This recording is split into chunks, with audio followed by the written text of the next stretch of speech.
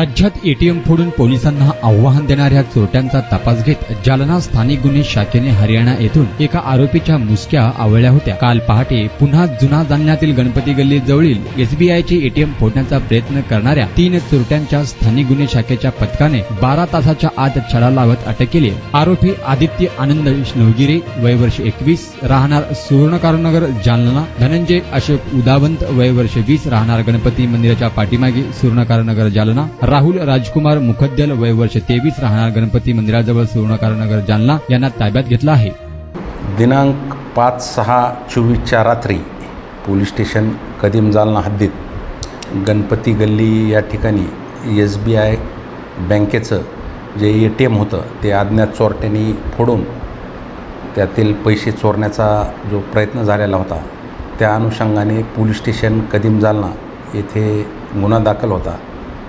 सदर गुन्हा दाखल झाल्याच्या नंतर माननीय SP साहेब, ॲडिशनल SP साहेब यांच्या सूचनेनुसार आम्ही स्थानिक गुन्हे शाखे येथील अधिकारी व कर्मचारी यांची टीम सदर गुन्ह्याचा तपास करत असताना सदर ठिकाणचे जे तांत्रिक पुरावे त्यामध्ये CCTVचे जे फुटेज, डम डाटा या आधारे आम्ही शोध घेऊन सदर ATM फोडणारे प्रॉपर जालना येथीलच 3 आरोपी आम्हाला निष्पन्न करून त्यांना आम्ही ताब्यात घेतलेलं आहे।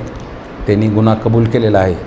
सदरचे 3 जे आरोपी आहेत ते सुवर्णकारनगर जालना येथील राहणारे असून त्यांची नावे आदित्य आनंद नवगिरे, दुसरा धनंजय अशोक उदावंत आणि तिसरा राहुल राजकुमार मुख्यदल यांनी सदरचं ATM फोडून त्यातील पैसे चोरण्याचा प्रयत्न केलेला आहे।